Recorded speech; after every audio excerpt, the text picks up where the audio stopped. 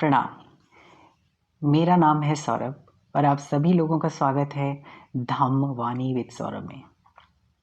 आज हम बात करेंगे एक बहुत ही साधारण से प्रश्न पे, लेकिन यह प्रश्न ज़्यादातर लोगों के मन में आता ही आता है।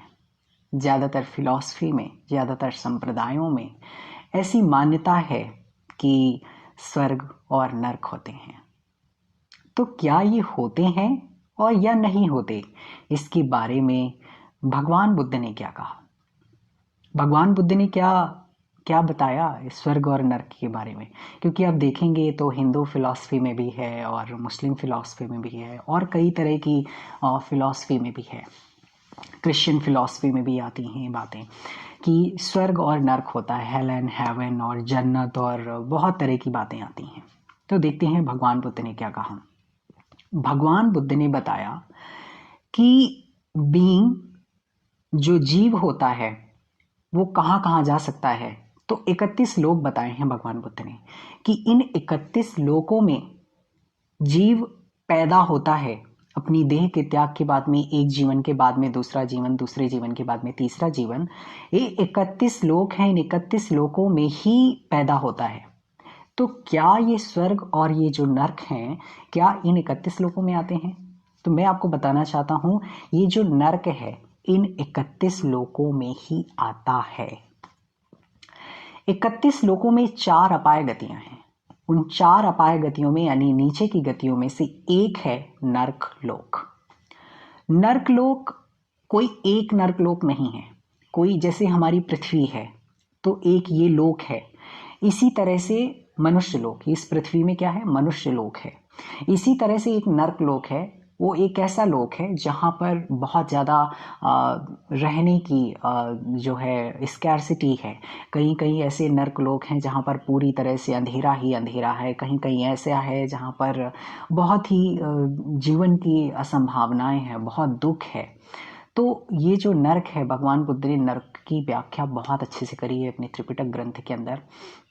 उन्होंने बताया कि वहां पर व्यक्ति को सुख की प्राप्ति नहीं हो सकती है नर्क के अंदर। एक बार अगर किसी व्यक्ति का जन्म नरक में हो गया तो नरक में सिर्फ दुख है।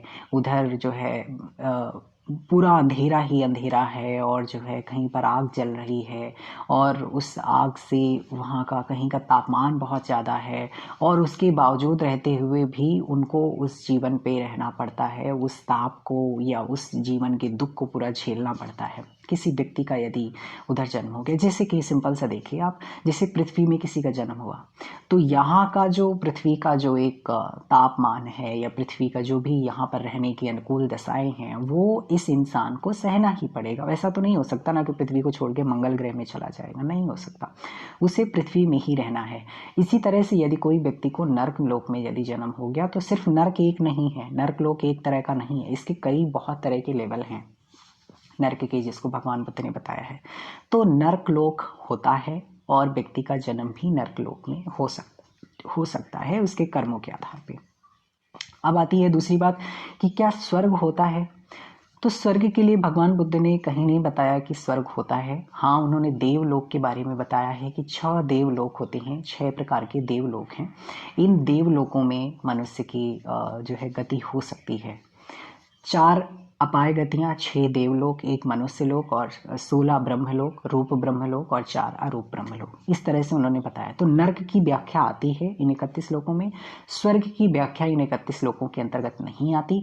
लेकिन फिर भी अगर हम स्वर्ग को रखना चाहें, क्योंकि स्वर्ग को जिस प्रकार से अदर संप्रदायों में, दूसरे संप्रदायों में परिभाषित किया गया है कि ये विशेषताएं होती हैं स्वर्ग की, तो ये जो पूरी विशेषताएं हैं वो देवलोक से मिलती हैं इधर। तो आप ये कह सकते हैं कि ये जो 6 प्रकार के देवलोक हैं, इन 6 स्वर्गों को भी कह सकते हैं कि ये देवलोक ही स्वर्ग हैं।